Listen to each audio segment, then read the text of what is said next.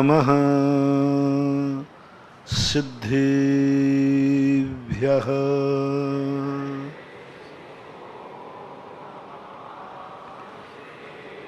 जय श्री ओम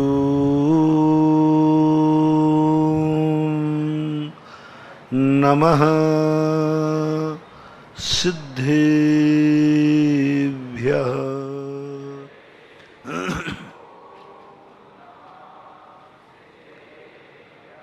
सर्वमंगल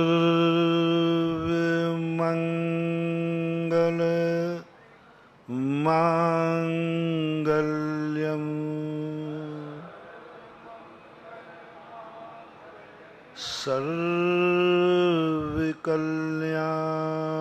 सर्वकल्याणकारिकं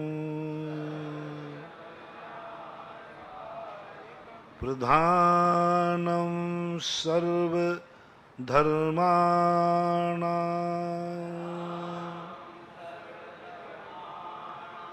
जैनं जयतु शासनं जैनं जयतु शासनं।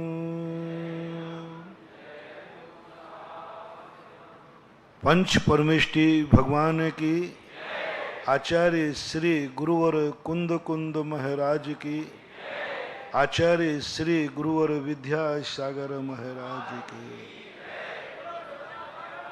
बोलो परम पूज्य आध्यात्मिक संत मुनि गौसुधा सागर जी महाराज की जय। उत्तम क्षमा धर्म की जय। प्रत्येक वस्तु में दो प्रकार की शक्तियां विद्यमान सदा से रहती हैं। एक तो सुपर प्रकाशी, सुपर कल्याणी, और एक शक्ति होती है सुपर विनाशक, स्वयं और पर का नाश करने वाला। ये प्रत्येक वस्तु के अंदर ऐसी शक्ति विद्यमान रहती है, क्योंकि ऐसी कोई भी वस्तु नहीं है जो समय उपादान रूप न हो। ऐसी कोई भी वस्तु नहीं है जो किसी दूसरे का निमित्त न बनता हो। जब जब कोई वस्तु निमित्त और उपादान की दोनों शक्तियां लिए रहेगी, तब तब उन्हें दोनों प्रकार की शक्तियां विद्यमान रहेगी। यदि वह जागरूक नहीं है तो वही उसकी उपादान शक्ति उपादान का नाश कर देती है, दुखी कर देती है। और निमित्त शक्ति में यदि निमित्त का उपयोग करने वाला सामने वाला सावधान नहीं है तो वह निमित्त उसे बहुत विनाश का कारण बन जाता है, चाहे वो शुद्ध द्रव्य हो अथवा अशुद्ध द्रव्य हो। शुद्ध द्रव्य अपने उपादान के लिए तो कभी हानिकारक होते नहीं, क्योंकि वो शुद्ध हो चुके हैं, लेकिन निमित्त के रूप में वे दूसरे के लिए विनाश का कारण बन जाते हैं। जैसे 6 द्रव्य हैं, जिनमें 4 शुद्ध द्रव्य हैं, लेकिन यदि उनको सही रूप से वो नहीं समझता है, नहीं जानता है, तो उन द्रव्यों का अश्रद्धान, अतत्व सिद्धांत, विपरीत सिद्धांत व्यक्ति को मिथ्यात्व की तरफ ले जाता है, स्वरूप से स्वरूप को नाश कर देता है। भले वो उदासीन हो। धर्म द्रव्य, अधर्म द्रव्य, आकाश और काल ये शुद्ध हैं, लेकिन इनका यदि अतत्व सिद्धांत हमारा है तो ये शुद्ध भी द्रव्य भी हमें विनाश का कारण बनते हैं। जरूरी नहीं कि सामने वाला हमारा विनाश हो तभी विनाश होगा। सामने वाले के निमित्त से मैं अपना खुद का भी विनाश कर सकता हूं, निमित्त बना करके। वो साइलेंट है। जितने पुद्गल होते हैं ये सब किसी का विनाश नहीं करते, लेकिन हम उनका दुरुपयोग कर लेते हैं तो विनाश हमारे लिए हो जाता है। शुद्ध द्रव्य हैं धर्म, अधर्म, आकाश और काल। ये द्रव्य जब व्यक्ति इनका सही स्वरूप समझ लेता है तो ये सम्यक दर्शन में निमित्त बन जाते हैं। और जब इनका विपरीत सिद्धांत करता है, इन्हीं का, निमित्तों का, तो वह मिथ्या दृष्टि हो जाता है। एक पक्षी वैर। पूज्यवर उमा स्वामी महाराज ने श्री तत्वार्थ सूत्र में कहा, केवली भगवान किसी का विनाश नहीं करते, लेकिन केवली भगवान का निमित्त बना करके व्यक्ति अपना खुद का विनाश कर लेता है। अपने जो उन्मत्तता अपने जीवन में आई है, बस एक नियम ले लो कि मैं जो मेरे आदर्श हैं, पूज्य हैं, इनके सामने मैं कितना ही क्रोध करूंगा, इनके सामने मैं शांत हो जाऊंगा, बिल्कुल शांत हो जाऊंगा। दुश्मन पे भी क्रोध नहीं, क्योंकि मां बाप सामने बैठे हैं, मां बाप सामने खड़े हैं। यदि तुमने ये जीत लिया, ये कर लिया, इतना भाव कर लिया, तो आप बहुत कुछ नकारात्मक ऊर्जा से अपने आप को बचा सकते हैं। यही बात मंदिर में लाओ, गुरु के पास लाओ, जिनवाणी के पास लाओ। पहला क्रोध का त्याग करो। मैं मंदिर में क्रोध नहीं करूंगा, मैं भगवान के सामने क्रोध नहीं करूंगा, मर जाऊंगा, मिट जाऊंगा, कोई मुझे मार डाले तो मैं मंदिर में क्रोध नहीं करूंगा, क्योंकि मेरे भगवान बैठे हैं। वो हाथी जब अपने उपकारी के सामने शांत हो गया, भगवान के सामने क्रोध नहीं करना, मंदिर में क्रोध नहीं करना। सारी दुनिया पड़ी है, सारी दुनिया पड़ी है, कम से कम कैसा भी निमित्त मिल जाए, मंदिर में क्रोध नहीं करना।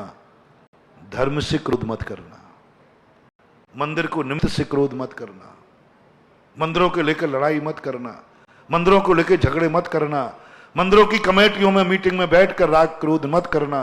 सब बहुत बड़ा कारण है मात मंदिर का।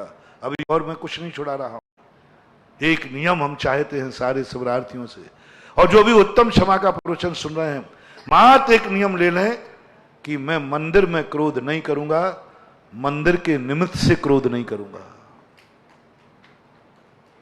मंदिर के निमित्त से, कमेटी के निमित्त से, ट्रस्ट के निमित्त से, समितियों के निमित्त से मैं कभी क्रोध नहीं करूंगा किसी से। मंदिर की मीटिंग में हम क्रोध नहीं करेंगे। कर लेना तुम्हारी कोई राजनीति की मीटिंग हो, कर लेना जब तुम्हारी राजनीति की बात हो, पर मंदिर में नहीं करेंगे। कैसे गंदे लोग होते हैं। संसार का क्रोध कई बार लोग मंदिर में बन जाते हैं, सबसे बड़ा निगेटिव ऊर्जा, भस्म हो जाओगे। दुनिया में किया हुआ क्रोध मंदिर में आकर के कट जाएगा उसके पाप को, और मंदिर के निमित्त से किया हुआ क्रोध सीधा नरकों में कटेगा और जेल में कटेगा। मंदिर में क्रोध मत करना। मैं निधत्त निकाचित नकारात्मक ऊर्जा से बचा रहा हूं। उस बीमारी से उतना डर नहीं है जिसका इलाज है, उस बीमारी से सबसे ज्यादा डर है जो लाइलाज है। लाइलाज बीमारी सबसे ज्यादा। निधत्त निकाचित कर्म। कभी मंदिर के निमित्त को लेकर क्रोध तो नहीं आया, कभी मंदिर के अंदर तुम्हारे परिणाम तो नहीं बिगड़े, कभी भगवान को लेकर तो क्रोध नहीं आया। बहुत सारे लोगों को भगवान पर क्रोध आ जाता है।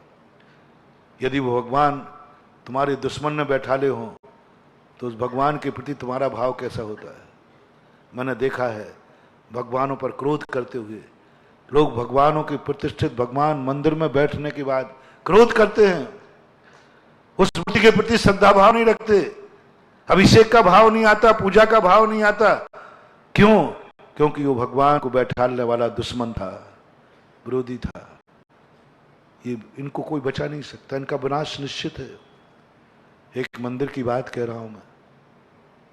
एक मंदिर में 4 बजे माली ने कहा, महाराज जी इस मूर्ति का कुछ भी प्रक्षाल नहीं हुआ। मैंने कि इसका? बोले इसका तो हो गया। मैंने कि इसका हो गया, बाजू में तो दूसरे थे। बोले इसका नहीं हुआ। मैंने क्यों? जिसने किया उस वेदी का मैंने बुलाया। मैंने कि भाई जब इस पे आपने कपड़ा फेरा था तो इस पे फिर, महाराज जी नाम मत लेना, ये भगवान दोनों में एक ही भगवान थे, और आदिनादि भगवान थे, शांतिनादि जो एक ही भगवान थे। महाराज जी मैं इसको नहीं करूंगा, भगवान को दिखा दूंगा कि इनके हाथ से बैठोगे तो तुम्हारी यही दशा होगी। मैं नहीं करूंगा चाहे कुछ भी हो जाए। मैंने बहुत समझाया। बोले महाराज आप मुझे कुछ भी नहीं, भगवान को भी दिखाना चाहता हूं कि मेरे हाथ से वेदी पे जो बैठता है उसकी ऐसी पूजा होती है, और जो दुश्मन के हाथ से बैठते उनकी ऐसी दुर्दशा होती है। कहां जाएगा ये? भगवान से इतना द्वेष, बैठालने वाला महत्वपूर्ण हो गया। आजकल बहुत हो रहा है। मन भगवान को नहीं देखते हैं, भगवान को बैठालने वाला कौन है उसके अनुसार भगवान के प्रति विपरीत भाव होते हैं। मंदिर से मतलब नहीं होता, किसका मंदिर है, पूजा से मतलब नहीं होता, पंचकर्णक विधान होते हैं, पंचकर्णक से मतलब नहीं है इस कमेटी का अध्यक्ष कौन है, कौन अध्यक्ष, कौन पदाधिकारी, तीर्थ क्षेत्रों के प्रति परिणाम उतर जाते हैं, कौन अध्यक्ष है, मेरा दुश्मन अध्यक्ष है, कबू बंद नहीं करना छोड़ देवे, गुरु को छोड़ देता है, भगवान को छोड़ देता है, नमोकार मंत्र को छोड़ देता है। बंधुओं ये बहुत नकारात्मक ऊर्जा है, बहुत नकारात्मक। इतना क्रोध तुम्हारे अंदर, इतनी कसाय तुम्हारी कि तुम्हारी आपसी की कसाय भगवान के ऊपर निकालते हो, मंदिर के ऊपर निकालते हो। महानुभाव, मेरा दुश्मन भी है तो उससे भी मेरा कहना है अपनी जो भी कसाएं तुम्हारे पास है उसको कभी देव साथ गुरु को बीच में मत लाना। गुरु के निमित्त से कसाय हो जाती है। गजब तो जब हो जाता है कि जो गुरु तुम्हारे प्रतिकूल हो जाए उस गुरु से भी तुम क्रोध करने लग जाते हो, जो सारे जगत का कल्याण करता है, लेकिन तुम्हारे अनुकूल नहीं होने से आज इतने मुनि भक्त हैं भारत में, कट्टर मुनि भक्त जो मुनियों के दुश्मन हैं। कट्टर मुनि भक्त कह रहा हूं, कट्टर मुनि भक्तों की गिनती में आती है, वे सबसे ज्यादा मुनियों के विरोधी हैं। जो मुनियों को नहीं मानते हैं उनकी कसाय बहुत कम है।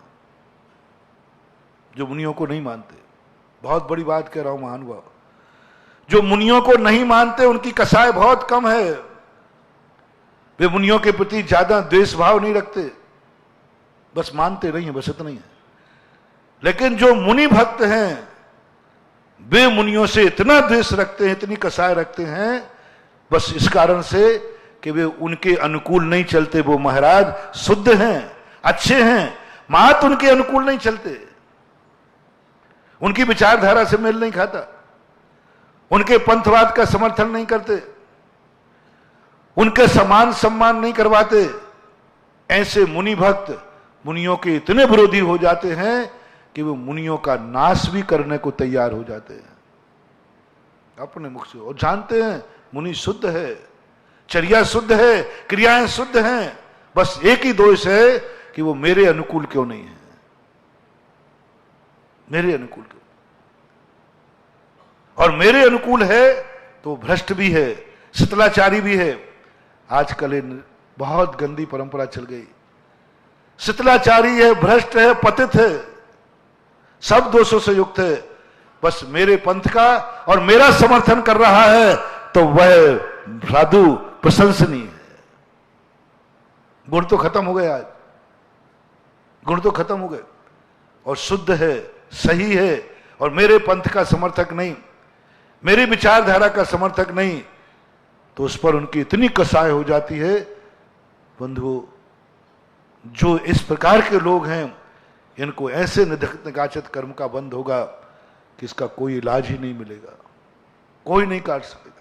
इसलिए मैं कह रहा हूं साधु के निमित्त से और साधु से बड़ी कभी कसाय नहीं रखना, चाहे वो तुम्हारे अनुकूल हो अथवा प्रतिकूल हो। साधु साधु है, शास्त्रों में कभी द्वेष नहीं रखना। आज जिनवाणी की गद्दियों में राग द्वेष हो जाता है, द्वेष हो जाता है, शास्त्रों को लेकर द्वेष हो जाता है। ऐसे ऐसे लोग हैं जो चारों अनियोगों में से किसी एक अनियोग से प्रेम करते हैं, प्यार करते हैं, किसी दूसरे अनियोग से घृणा करते हैं, द्वेष करते हैं। ऐसे लोग हैं कुछ मंदिरों में। हमने एक मंदिर में शास्त्र रखवाए चारों अनियोग के, 3 अनियोग के साथ गायब हो गए। वो एक स्वाध्यायशील ने गायब किए, प्रथमानुयोग, करणानुयोग, चरणानुयोग के। इतना द्वेष, यानी जिस शास्त्र में आपके मन की बात नहीं लिखी उस शास्त्र को आपने मंदिर से निकाल दिया, द्वेष कर दिया। नहीं, देव साथ गुरु से कभी द्वेष नहीं करना। इनसे सबसे ज्यादा नकारात्मक ऊर्जा निकलती है, सबसे ज्यादा नकारात्मक ऊर्जा अपने आप उनकी तरफ से नहीं निकलती। हमारा ही पुण्य पाप में बदलित हो जाता है। वो तो नकारात्मक ऊर्जा देते नहीं। धर्म अधर्म द्रव्य आकाश काल तो नकारात्मक ऊर्जा देते नहीं, मैंने पहले ही कह दिया। देव साध गुरु कभी नकारात्मक ऊर्जा नहीं देंगे, है ही नहीं इनके पास, देंगे क्या? लेकिन इनके प्रति बुरे भाव करने से जो हमारे भवों का पुण्य का संचय है वो पुण्य पाप में बदल जाता है। किससे? कसाय करने पर। कसाय करने पर नहीं कह रहा हूं, सज्जनों से, उपकारी से, पूज्य पुरुषों से कसाय करने से खतरनाक चीज, खतरनाक चीज। सब पुण्य सोना कोला बनना शुरू हो जाता है, पुण्य पाप में बदल जाता है। सकारात्मक शक्तियां जो हमने अर्जन की थी वे सब नकारात्मक हो जाती हैं, और साता जो बंद किया था वो असाता में बदल गया। उच्च गोत्र का बंद हुआ था वो नीच कोल में बदल गया। स्वरूप नाम कर्म का बंद किया, कुरूप में बदल गया। वज्रसम नाराज संगन का बंद किया, असम प्राप्त का संगन में बदल गया।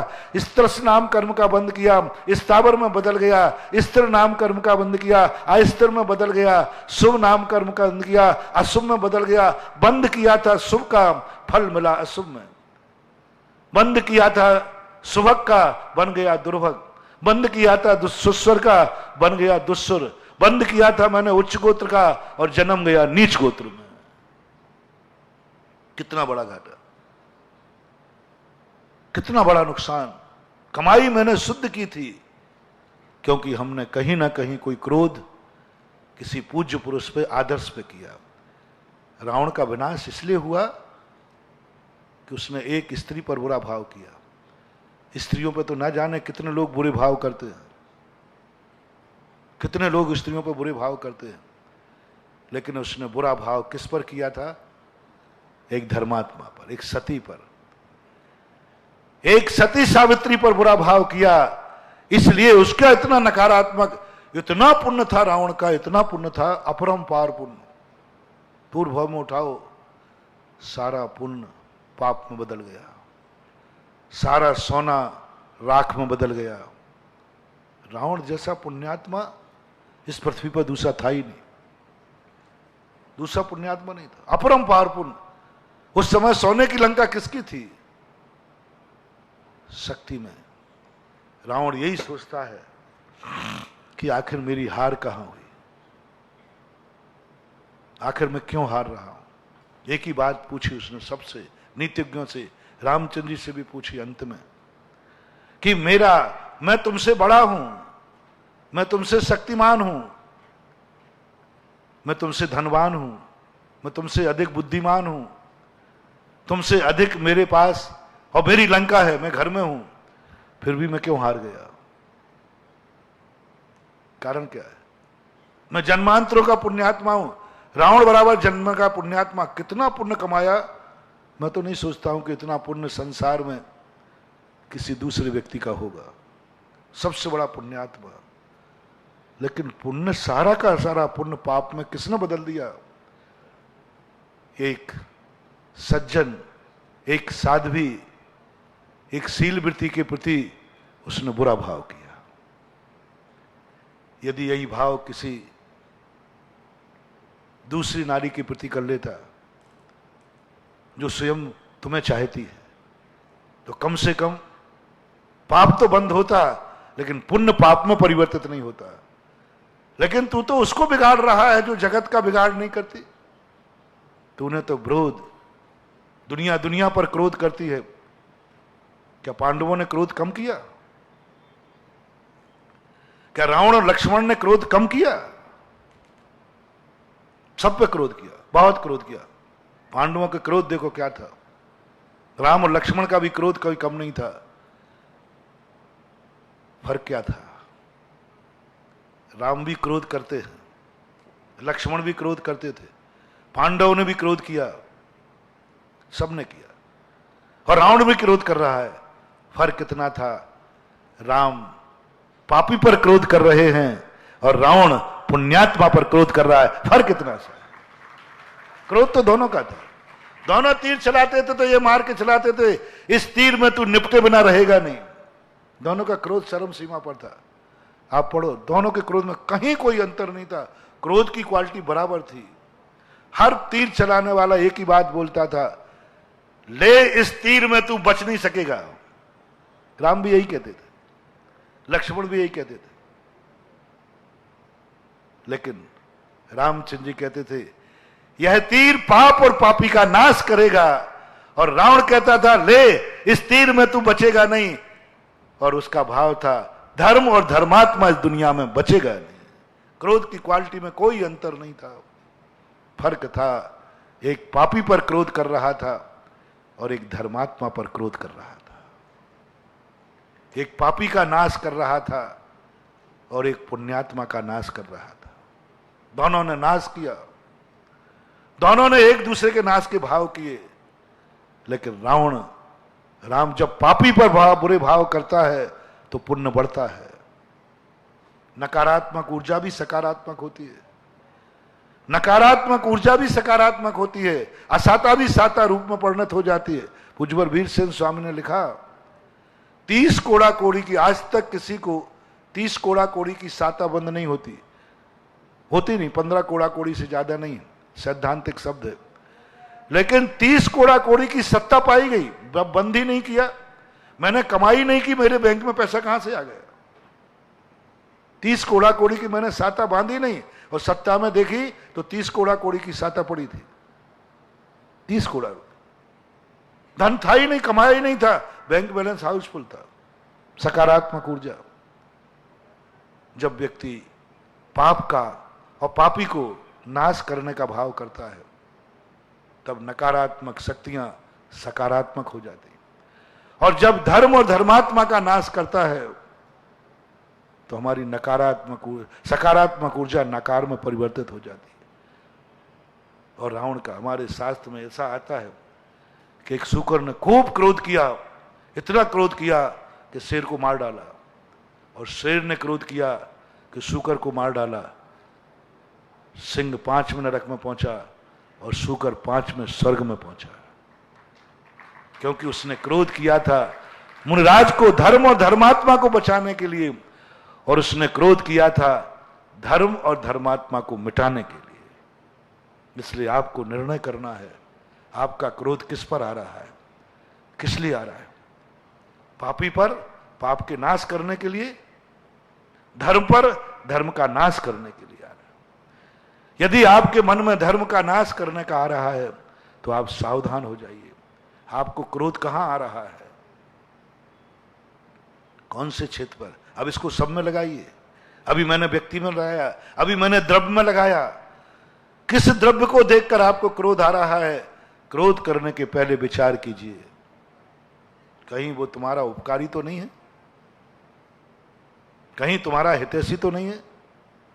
दूसरा चिंतन कीजिए कहीं वो शुद्ध तो नहीं है, पवित्र तो नहीं है, पावन तो नहीं है। यदि वो मेरा उपकारी भी नहीं है लेकिन अपकारी भी नहीं है, उपकारी भी नहीं है, अपकारी नहीं है, जो उपकारी है उस पर कभी क्रोध नहीं करना, और जो ना उपकारी है ना अपकारी है उस पर कभी क्रोध नहीं करना। ये दो क्रोध निधत्त निकाचित कर्मों का बंद करते हैं। ऐसे ही क्षेत्र पर लाइए। द्रव्य से कह दिया, द्रव्य क्षेत्र। क्रोध आपको आता है, कोई बात नहीं, ये क्षेत्र कौन सा है, किस क्षेत्र पर क्रोध करना। मैं क्रोध की मना नहीं कर रहा हूं, क्योंकि मुझे मालूम है तुम क्रोध का त्याग नहीं कर पाओगे। यदि मैं सबसे कहूं आज से क्रोध का त्याग करो, महाराज जी ऐसी आज्ञा मत दो, मैं नहीं पालन करूं। कितने लोग इस नियम का पालन कर पाएंगे। ध्यान रखना, क्रोध कभी आना नहीं चाहिए। अभी मेरी भी हिम्मत नहीं कि मैं हाथ उठा दूं, क्योंकि मैं अपने नेचर को जानता हूं। अब मेरी भी हिम्मत नहीं हो रही। यदि गुरु जी कहे ऐ बेटा ध्यान रखना क्रोध का त्याग करो, गुरु जी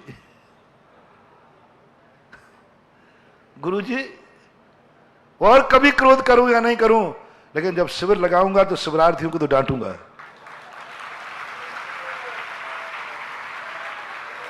आ जाता है बनावटी क्रोध से, ऊपर से क्रोध से, कभी कभी ओरिजिनल भी आ जाता है।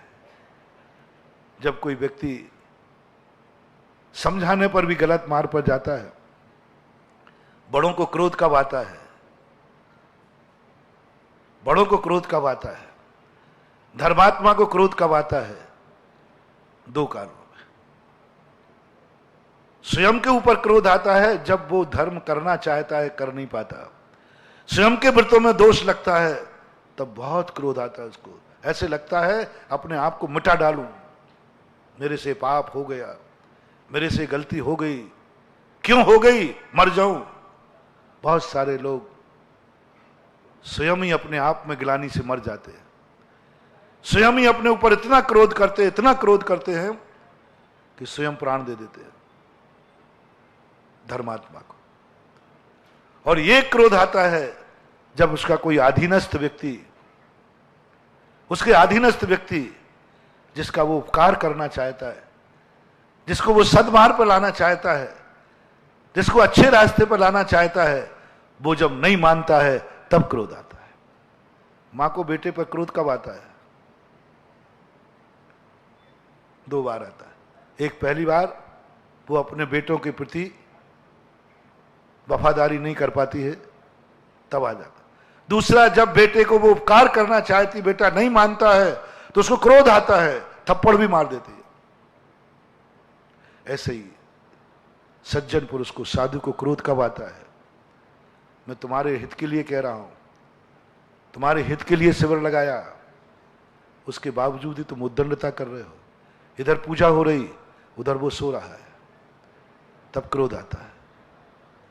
इधर पूजा हो रही तुम्हारे कल्याण के लिए, अरे जिंदगी निकाल गई सोते सोते, सोने के लिए यहां आए हो तो घर से आने की जरूरत नहीं थी, सोने के लिए आए हो। जो सोने के लिए आया वो दुर्भागा, गद्दे छोड़कर फर्श पर सोने आया, इससे बड़ा पापी और क्या होगा। सोना ही था तो गद्दे पर सोता, फर्श पर तो ये त्यागी लोगों के बैठने का फर्श है, ये पापियों के सोने का फर्श नहीं है। सोने के लिए गद्दों पे सोता, मूर्ख कहीं का। जब सोना ही था तो घर में क्यों आया? यहां घर में सोता आराम से। मुझे तो ये लगता है जो यहां सो रहा है, लगता है उसके घर में उसके पास दरी भी नसीब नहीं है, इसलिए बेचारे को दरी मिल गई। कुत्ते को यदि छोटी सी टाट फट्टी मिल जाए तो बड़े आराम से सोता है। हमने कुत्तों को देखा, कुत्ते होते ना पिल्ले छोटे छोटे से, देखता हूं, वे छोटी सी राख मुलायम जमीन मिल जाए ना तो बहुत आराम से सोता है, क्योंकि उसकी जिंदगी में कभी वो टाट पट्टी भी नसीब नहीं हुई। तो टाट पट्टी भी मिल जाए तो घर राटे लेके सोता है। लगता है हमारा शिवरार्थी भी बेचारा क्या करे, घर में दरी भी नसीब नहीं थी तो यहां फर्श भी मिल गया तो भी उसने घर राटा ले लिया। कैसे पाप का मारा है, घर में सोने नहीं मिला क्योंकि आफत का मारा था। दिन भर कमाई करना, निसी सेरते प्रजा, दिन रात चिंतन, दुखी गरीब परेशान, धंधा भी नहीं चल रहा, घर में बीमार, सब तरफ से बेचारा 355 दिन घर में नहीं सो पाया, इसलिए बेचारा यहां आकर के सो रहा। जितने लोग सो रहे हैं ये नियम से दुर्भागे हैं, नियम से दुर्भागे। बंधुओं, मत करो गलती, मत सो। यहां का सोना तुम्हें अभिशाप बन जाएगा। ऐसा तुम्हारे लिए नींद आएगी, ऐसे कामों में जाओगे कि कभी होश में भी नहीं आओगे, क्योंकि तुम उस समय सोए जहां गुरु तुम्हारे जगाने बैठा है, उसके जगाने के बाद तुम सो रहे हो। समझ लेना तुम्हारी जिंदगी में ऐसी नींद आने वाली है जो डॉक्टर भी तुम्हें जगा नहीं पाएगा, कामा को प्राप्त हो जाओ। सोना कहां सोना, क्षेत्र कौन सा है? गुरु जगा रहे हैं, त्रिलोकीनाथ तुम्हारे सामने बैठे, त्रिलोकीनाथ तुम्हारे सामने बैठे हैं। पूजा का प्रसंग चल रहा है, पूजा गाई जा रही है, उस समय तुम्हें नींद आ गई। नेक महानुभाव, बहुत करुणा दया करके कह रहा हूं, इस शिविर से कहीं ऐसा अभिशाप लेके मत जाना कि तुम्हारी जिंदगी में एक दिन तुम कामा में चले जाओ, तुम होश ही ना रहे, तुम्हें कुछ पता ही नहीं रहे। फिर कहना महाराज जी मैं आजकल बहुत, कई लोग महाराज जी मैं तो शिवरार्थी था और मुझे ऐसा हो गया, वो कामा में चला गया, विक्षिप्त हो गया। मैं पूछ लेता हूँ, पूछ लो उससे, कोई दूसरे शिवरार्थी से कि ये शिविर में पूजा के समय, क्लास के समय सोया तो नहीं था? बोले सोया था। तो मैंने कहा आई एम सॉरी प्लीज, इस शिविर का अतिशय है।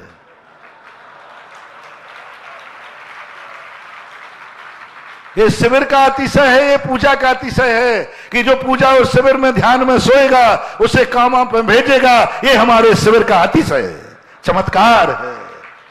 अतिशय पॉजिटिव ही नहीं होता, अतिशय नेगेटिव भी होता है। मंदिरों में कई बार कोई गलत हो जाए तो वहां भी अतिशय हो जाता ना, ऐसे ही शिविर का अतिशय है।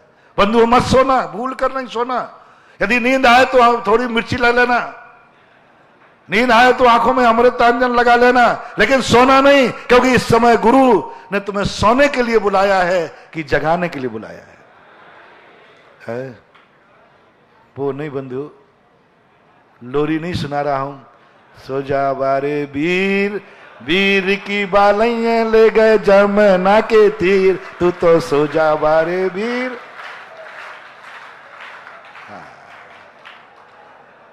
सोने के लिए नहीं। क्या ऐसे सो रहे हैं आप लोग इतने जल्दी? अभी आए हुए देर नहीं हुई।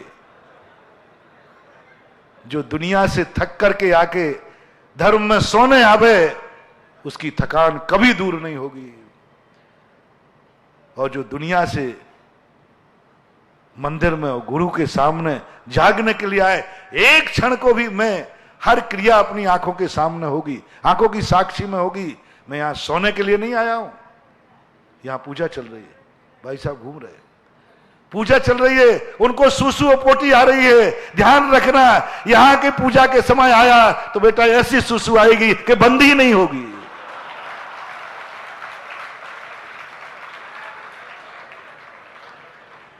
और कई लोग तो इतना झूठ बोल रहे हैं। बैठा था पट्टा, मैं पहुंच गया, क्या सुसु, मैंने कहा अब इसको सुसु जरूर आएगी। झूठ बोल दिया, कहने सुसु नहीं लगी तो भी जा रहे हैं। अरे इतना सुसु रोक ले रे कि जब भगवान की पूजा हो रही है उस समय मैं सुसु नहीं जाऊंगा। शायद तुम्हारी पूरी जिंदगी में क्या, जन्म जन्म तक तुम्हें बहुमूत्र की बीमारी नहीं होगी, क्योंकि तुमने इतना रोक लिया।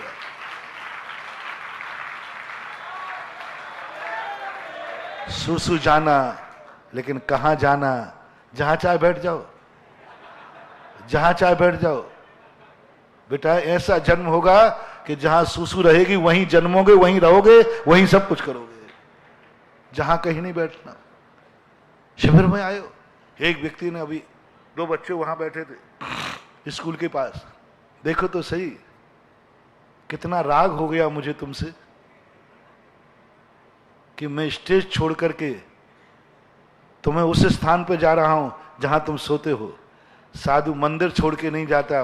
लड़के ऐसे छुपे भागे और किवाड़ लगा लिए। अब किवाड़ खुलवाए नहीं, खोले, किवाड़ तोड़ना पड़े। किवाड़ खोले, वॉलेंटियर गए, किवाड़ खोले नहीं, पट्टा अंदर घुस गया।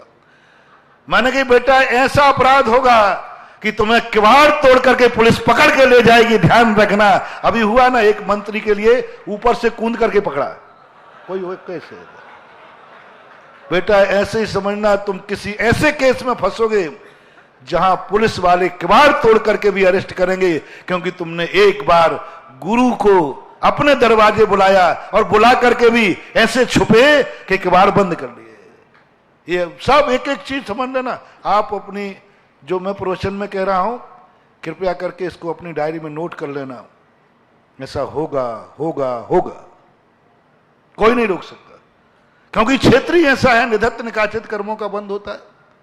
शिविर में कोई शैतानी मत करना, नहीं तो ये शिविर साधारण शिविर नहीं, मंत्रित शिविर है, साधना का शिविर है। ये शिविर, श्रावक संस्कार शिविर, सारे जगत में तो क्या, देवताओं में भी चर्चा का विषय रहता है इसका।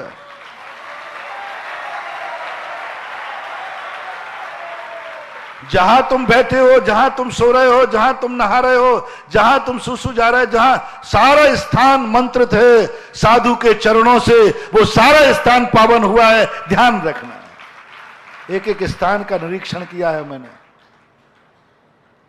और ये स्थान, ये काल, सब कुछ मंत्रित है यहां, यहां तक कि ये तुम्हारे धोती दुपट्टा भी मंत्रित है। ये मात्र पहनने की छूट है, पैरों से कुचलने के लिए नहीं है। ये पहनने की छूट है, जो जिस कार्य के लिए दिया गया, इसमें भूल मत करना। नहीं तो आए थे हरि भजन, हाँ आए थे 24 जी 26 जी बन के, द्विवेदी भी नहीं रहोगे।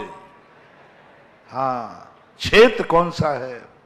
क्रोध करने की बात कह रहा था, कौन सा क्षेत्र क्रोध में, किस क्षेत्र पर क्रोध कर रहे हो? सावधान, ये मंदिर है, ये तपोदय है, ये तीर्थ क्षेत्र है। इस क्षेत्र पर मैं क्रोध नहीं करूंगा, गुस्सा नहीं आएगा, नहीं आएगा। क्षेत्र का त्याग करो। काल, कौन सा काल चल रहा है? दशलाक्षण पर्व का। कौन सा काल? काल का ध्यान रखो। ये काल कौन सा है? पर्व का काल है, दशलाक्षण का काल है।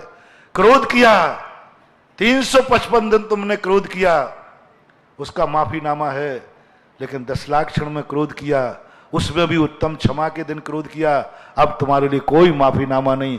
काल का विचार करो, ये काल कौन सा है, किसके लायक है? भव, कौन सा भव है तुम्हारा? शेर का, दानवों का, राक्षसों का, नारकियों का? कौन सा भाव है? क्रोध करते हैं लोग, क्रोध करने की प्रधानता नारकियों की है। कौन सा भाव है? हर भाव में क्रोधी को, नारकी क्रोध करता है, उतना पाप का बंध नहीं होता नारकी को। नारकी क्रोध करता है, दिन भर क्रोध करता है, क्रोध ही करता रहता है, क्रोध कर्म की उदीर्णा होती है। नारकियों को क्रोध बंध निधत्त निकाचित रूप नहीं होता नारकियों को, क्योंकि क्षेत्र ही ऐसा है, काल ही ऐसा है, भाव ही ऐसा मिला है क्रोध का। त्रियंशों में क्रोध करते हैं, शेर चीते आदि कितने क्रोध करें, नारकी कितने क्रोध करे, नारकी मर करके कभी नरक नहीं जाता, क्योंकि वो क्रोध करता है क्रोधी पर, धर्मात्मा पर नहीं, मुनराज पे नहीं।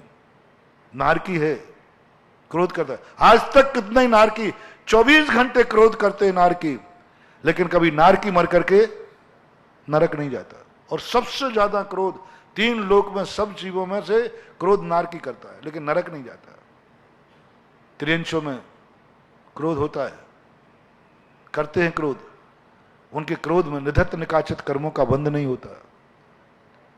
सबसे ज्यादा क्रोध करने में बंध होता है मनुष्य को, और मनुष्यों में भी आर्यखंड में भी सबसे ज्यादा क्रोध में बंद होता है तो जैनी को, और जैनियों में सबसे ज्यादा क्रोध में बंद होता है वृत्ति को, और वृत्तियों में भी सबसे ज्यादा क्रोध का बंद होता है मुनि को।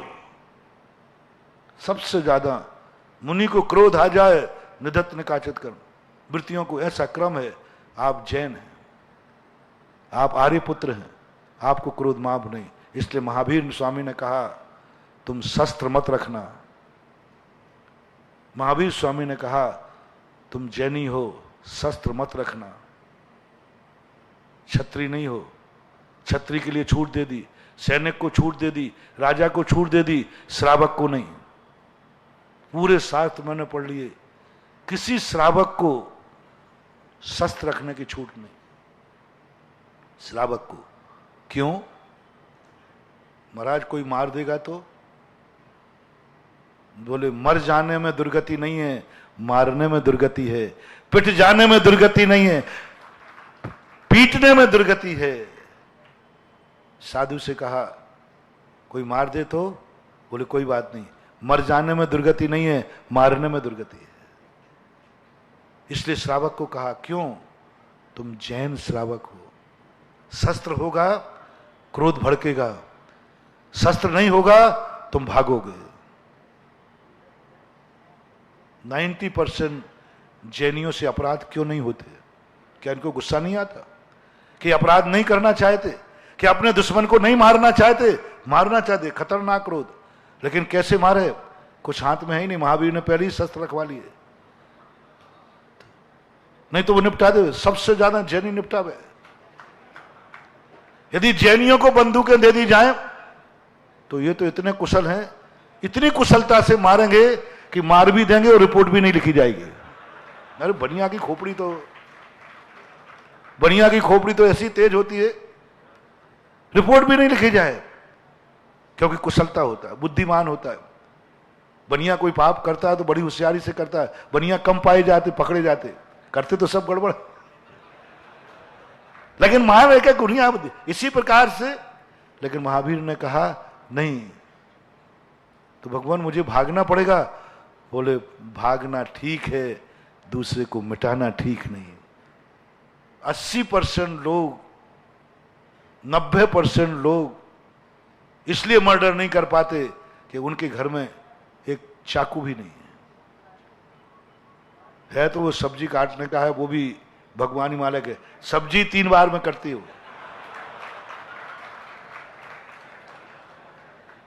चालाकी नहीं जानता। 90% जैनी को बंदूक दे दी जाए तो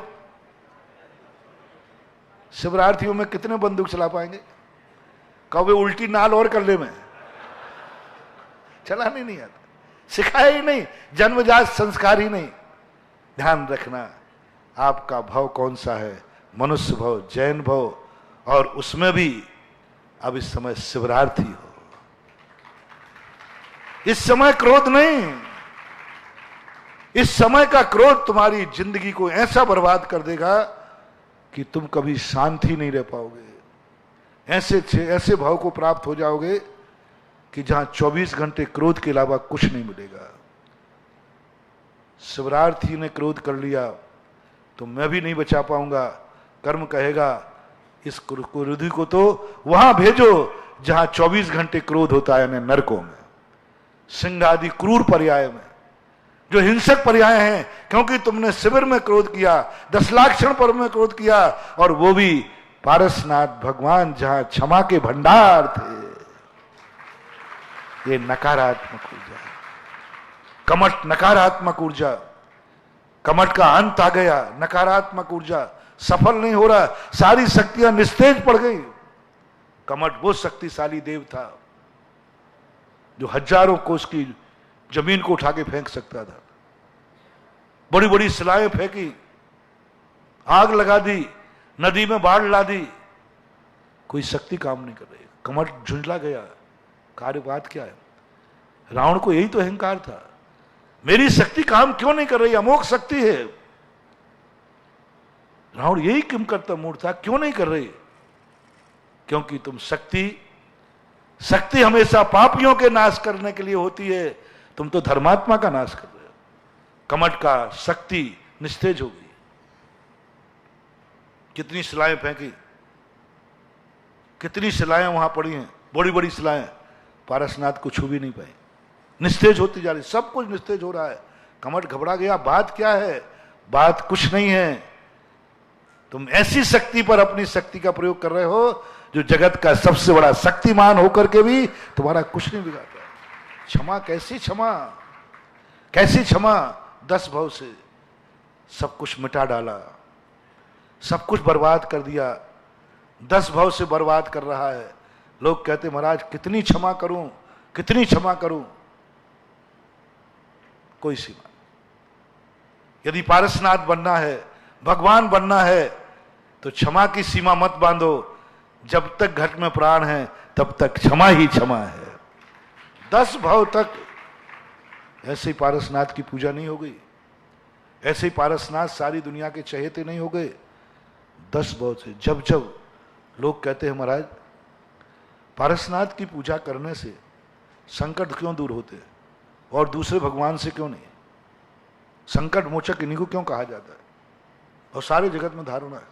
मैंने भी सोचा कि सारे तीर्थंकर तो भगवान है, नहीं, पारसनाथ का नाम लेने से सकारात्मक ऊर्जा ज्यादा आती है। पारसनाथ की पूजा करने से सकारात्मक ऊर्जा ज्यादा आती है। पूजा पुष्पदंत की भी है, पूजा श्रीयांशनाथ की भी है, लेकिन पारसनाथ की पूजा, पारस का नाम, क्योंकि पारसनाथ का नाम लेते ही हमें 10 भाव का सहिष्णुता और क्षमा का भंडार दिख जाता है। ये वही पारसनाथ है। उनका चरित्र पढ़ने से उनकी पूजा की जयमाला में वर्णन करने से कि 10 भव से कमठ नाश कर रहा है, और पारसनाथ 10 भव से क्षमा का भंडार बन के बैठे। तुम्हारे पास यदि सकारात्मक ऊर्जा चाहिए है तो उसकी पूजा करो जो सहिष्णु हो, जो अनेक कष्टों को झेल चुका हो फिर भी आंदोलित नहीं हुआ हो, अनेक प्रकार के संकट जिसने झेले हो। आप देख रहे हो, चाहे जैन दर्शन हो चाहे वैष्णव दर्शन, उन्हीं भगवानों की सबसे ज्यादा पूजा हुई है जिन्होंने सबसे ज्यादा संकट झेले, सबसे ज्यादा, चाहे रामचंद्र जी हो चाहे पारसनाथ। वैष्णव शरण में देखो सबसे ज्यादा नाम किसका लिया जाता है? रामचंद्र जी। ब्रह्मा विष्णु महेश से भी ज्यादा, सबसे ज्यादा दुनिया में रामचंद्र जी का नाम लिया जाता है। राम राम सब कहते, क्यों? क्योंकि सबसे ज्यादा उनके जीवन में संकट आए। जैन दर्शन में सबसे ज्यादा पारसनाथ का नाम क्यों? असंख्यातों तीर्थंकरों में सबसे ज्यादा संकट किस तीर्थंकर पे आया? पारसनाथ के ऊपर। ये लक्षण बना लो, जिसके ऊपर ज्यादा संकट आता है बस उस व्यक्ति को मत छोड़ना। उपसर्ग विजेता संकट, बस तुम्हारे जीवन में यदि तुम्हारी शक्ति कमजोर है, तुम बहुत नाजुक हो, जिस चीज में तुम नाजुक हो वो चीज किसके पास है? दे लो। तुम बीमारी से घबराते हो, बीमारी को किसने सहन किया फिर भी कुछ नहीं किया? कौन है ऐसा? पारसनाथ।